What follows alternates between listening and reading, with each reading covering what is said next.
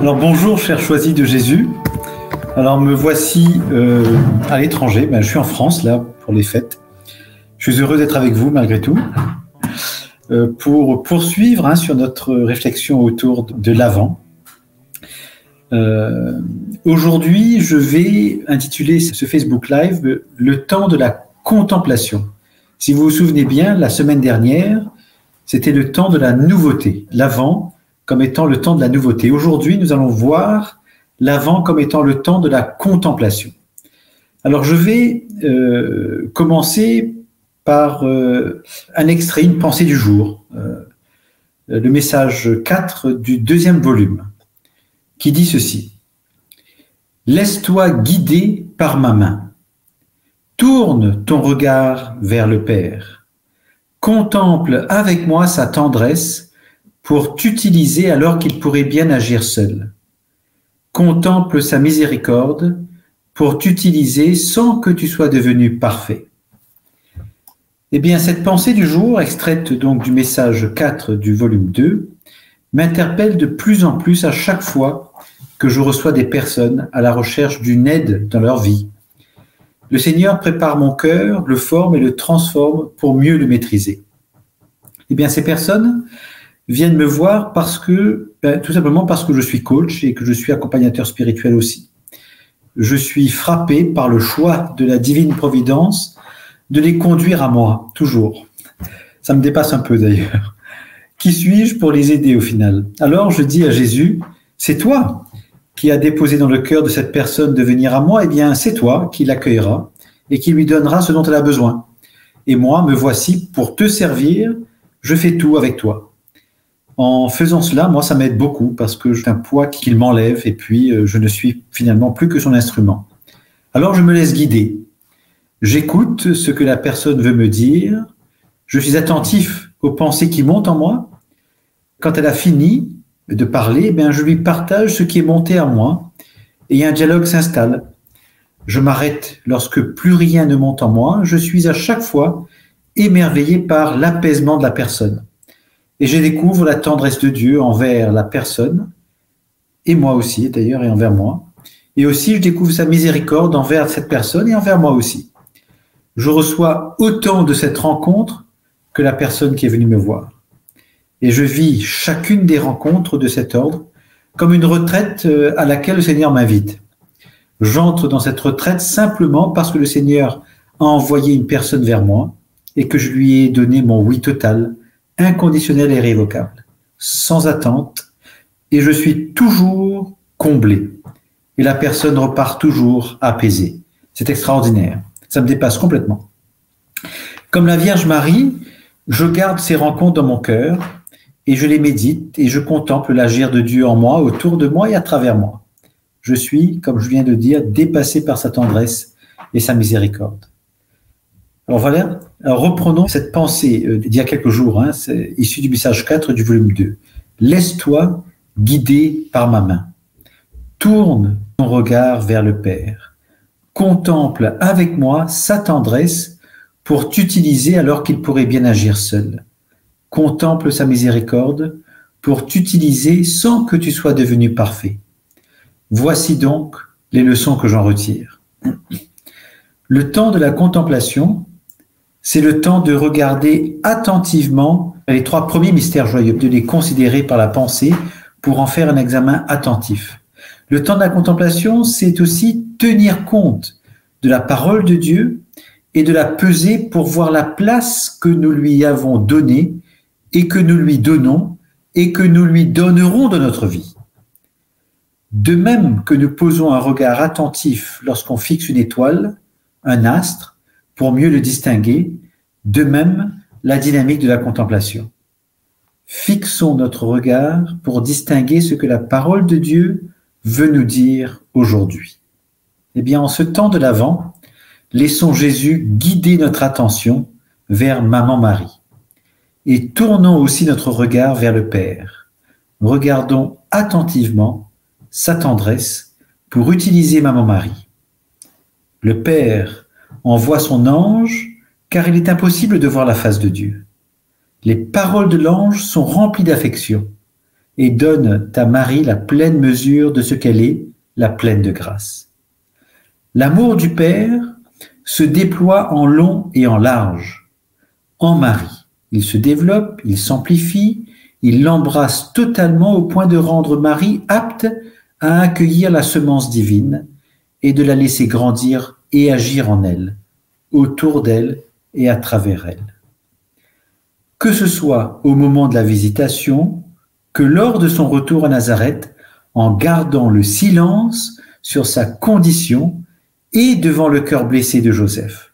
Ou encore, si vous vous rappelez, le chemin à Dodane jusqu'à Bethléem pour ensuite accoucher dans une étable.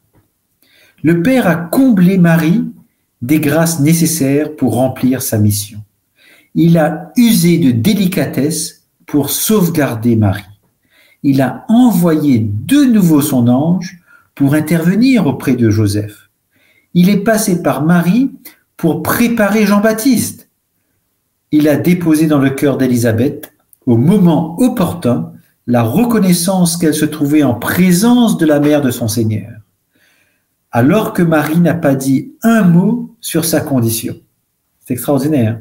Le Père a tout pris en charge. Marie devait juste se mettre en mouvement et accueillir avec des actions de grâce et des louanges ce dont elle était le témoin. C'est cela, la tendresse du Père, pour qui se laisse utiliser pour le laisser réaliser son plan d'amour. Jésus nous demande aussi de regarder attentivement la miséricorde du Père qui nous utilise sans attendre que nous soyons parfaits. Il envoie Marie auprès d'êtres humains, encore pécheurs, mais remplis de foi. C'est la visitation à Élisabeth. Puis, il attend qu'Élisabeth termine sa grossesse et le rituel de la circoncision pour redonner la parole à Zacharie une fois que celui-ci ait approuvé son épouse. Puis, le Père utilise les étoiles pour toucher le cœur des 3 rois mages et des bergers, tous pécheurs. Les premiers étaient à la recherche de la vérité, les seconds déjà rendus humbles par leur métier et leurs conditions de vie. 2 types de misères qui ont touché le cœur du Père. La misère des cœurs à la recherche de la vérité et la misère des cœurs dans l'exercice humble du métier de berger. Peu importe leurs péchés, leurs états de vie, seul à compter la disposition de leur cœur. Le Père leur a accordé la grâce et le pardon préalable pour qu'ils soient témoins de ce mystère de la naissance du Christ. C'est cela, la miséricorde par laquelle Dieu fait grâce aux hommes de bonne volonté. C'est cela aussi la miséricorde du Père pour qu'il accueille alors même qu'il se reconnaît petit, faible, pécheur, impuissant et rien, et que Dieu, lui, est tout. En d'autres termes, le Père déploie sa tendresse sur nous pour nous montrer à quel point nous sommes dignes de lui, nous qui sommes ces créatures créées à son image et à sa ressemblance.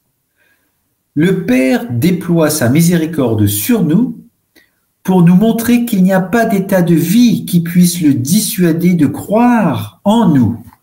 Qui sommes-nous, donc, pour ne pas croire en nous? Par sa tendresse et sa miséricorde, le Père nous exprime son amour pour nous faire participer à son plan d'amour pour toute l'humanité. N'est-ce pas extraordinaire? Si Dieu croit en notre potentiel, qui sommes-nous pour ne pas y croire? Si Dieu croit en la conversion de nos cœurs, qui sommes-nous pour ne pas y croire? Si Dieu a envoyé son Fils unique souffrir, mourir et ressusciter pour nous sauver et nous redonner part à sa vie éternelle, qui sommes-nous pour ne pas nous en sentir dignes? Et nous, sommes-nous des chercheurs de la vérité? Sommes-nous redevenus enfants sur les questions de foi?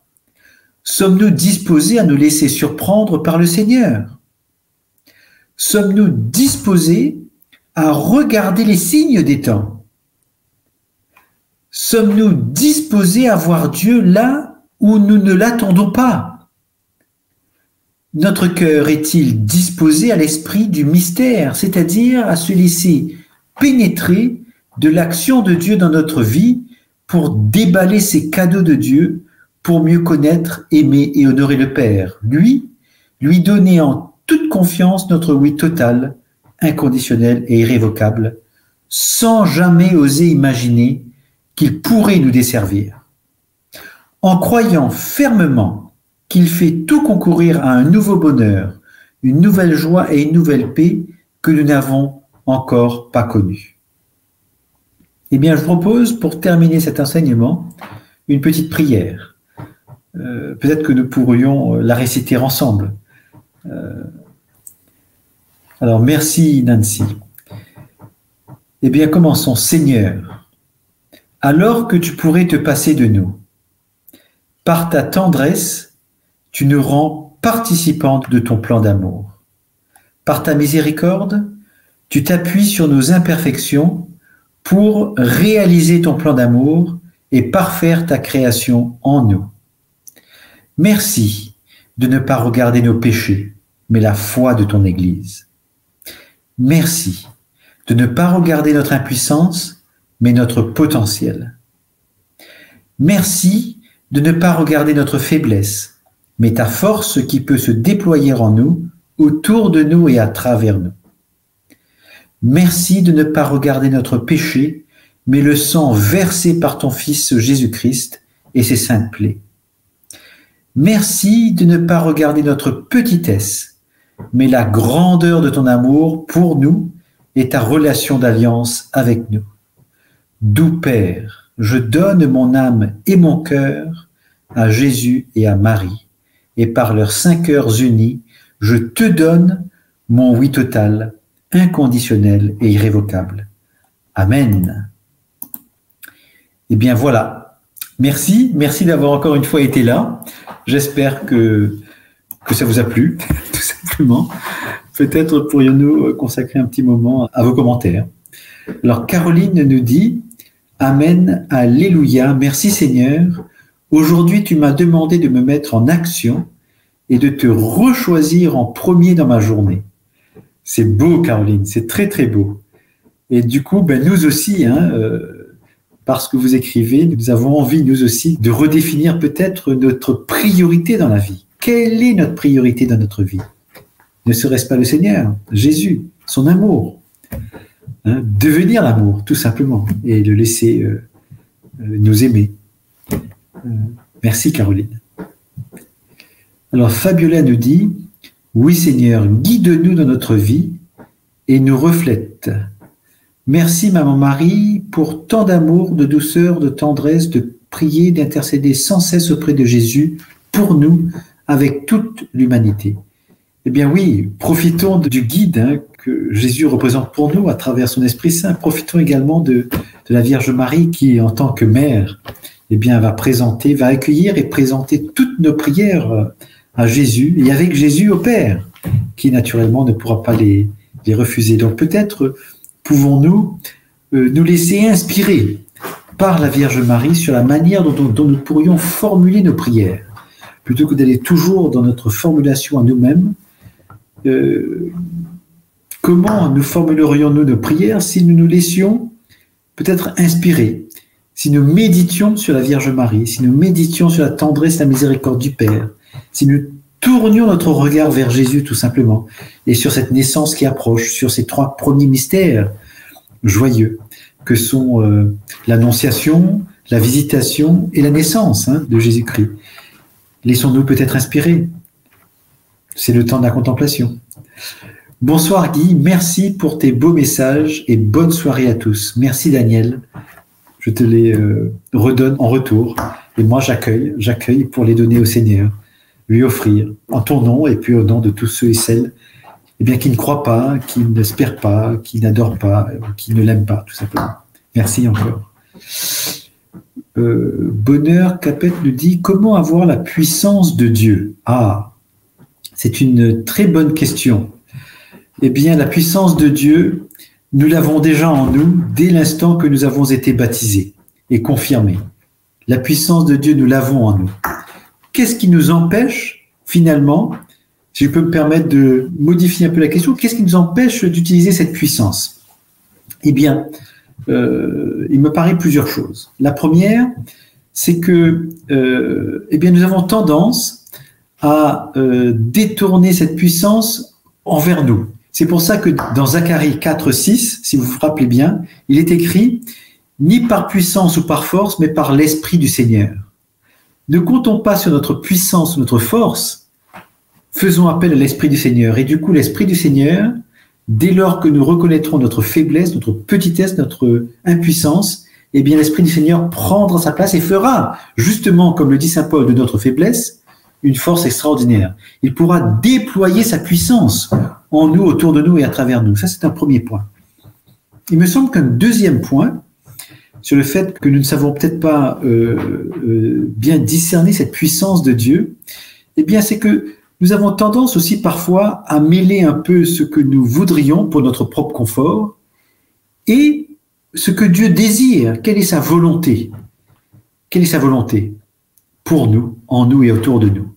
Quel est le temps que je vais prendre pour aller rejoindre Dieu au plus profond de moi-même pour y découvrir sa volonté? Et sa volonté, pour pouvoir découvrir sa volonté, peut-être ce serait intéressant de relire le message 34 du volume 1, c'est lui demander finalement de nous inspirer et d'ensuite de disposer notre cœur à sa réponse, même si celle-ci devait être à l'opposé de ce que nous pensions, de ce que nous voudrions. Cela aussi est peut-être un frein. Un troisième élément peut-être qui peut nous aider dessus, c'est de prendre l'habitude de faire silence. J'en parlerai lundi prochain d'ailleurs, merci. De prendre l'habitude de faire silence pour aller retrouver notre bon Dieu au plus profond de nous. Donc profiter de chaque silence qu'il peut y avoir pour nous resituer, focaliser sur Dieu qui se trouve en nous. Et à ce moment-là, Dieu va progressivement faire la lumière en nous. Et là, il y aura plusieurs effets. Un des effets, cette lumière en nous fera remonter en nous ce qui n'est pas de lui, hein, ce qui n'est ni de Dieu, ni pour Dieu. Il y a peut-être des moments un peu difficiles, mais en fait, il nous faut l'accueillir et les lui remettre. Ça, c'est un premier effet. Un deuxième effet, c'est qu'il nous fera découvrir de plus en plus qui nous sommes. Et cette découverte sur qui nous sommes, en se focalisant sur lui, c'est ça qui est extraordinaire. Eh bien, progressivement, nous allons sentir émerger en nous, eh bien, sa parole, son amour, une foi, une charité pour les autres, une espérance qui fait partie de sa puissance. Une fois qu'on la met en pratique, rappelez-vous, hein, avec une foi grosse comme un grain de moutarde, on est capable de déplacer des montagnes, hein, dans les évangiles. Et puis encore un autre effet, enfin un autre point également en descendant dans nos cœurs, c'est-à-dire que le Seigneur y a déposé toutes les vertus, tous les talents, tous les grâces, tous les trésors qu'il nous a réservés pour que nous nous situions dans son plan d'amour, jusqu'au moment où il nous rappellera à lui pour rentrer dans notre bonheur éternel. Et donc, cette découverte, eh bien, cette découverte, il nous faut être disposés à. Comment pouvons-nous être disposés à cette découverte? C'est tout simplement en acceptant de changer notre regard, de poser un autre regard, d'accepter de remettre en question nos convictions, nos croyances limitantes, nos habitudes, notre expérience même, ce que la vie a peut-être nous a confirmé, la vie dans notre société, dans ce monde, mais quand il s'agit de Dieu, tout est nouveau. Donc, je crois qu'il faut accepter l'inédit, la surprise, la découverte, puisque là, le Seigneur va nous donner une nouvelle paix, un nouveau bonheur, une nouvelle joie que nous n'avons jamais connue. Donc, nous ne pouvons pas et nous ne devrions pas chercher à comparer, puisqu'elle est nouvelle. C'est nouveau. Ça n'a pas existé. Donc, sommes-nous disposés? Bon, il y a encore peut-être d'autres aspects là que je ne vais peut-être pas en aborder, ça fera un peu long. Peut-être ai-je répondu à votre point ou ai-je tout simplement complété cette idée que j'aime beaucoup. Merci encore, Bonheur Capet. Merci. Alors, Sabah Karam, je ne sais pas quel est le prénom, pardonnez-moi. Bonsoir, que Dieu t'environne de sa grâce. Bonne soirée dans la paix et la joie du Seigneur Jésus-Christ. Merci, j'accueille, je l'offre au Seigneur pour lui demander à ce qu'il puisse transformer ces belles paroles en grâce et en bénédiction sur chacun et chacune d'entre nous qui écoutons et sur ceux et celles qui écouteront demain, après-demain, et puis voilà. Merci beaucoup pour ces belles paroles. Alors, Henri nous dit « Répondre au temps d'intimité qu'il nous demande, soudain une envie de pleurer, une larme inexpliquée, on lui dit « Oui Seigneur, et là ». Merci Henri pour ce partage très profond, parce que c'est tout à fait ça.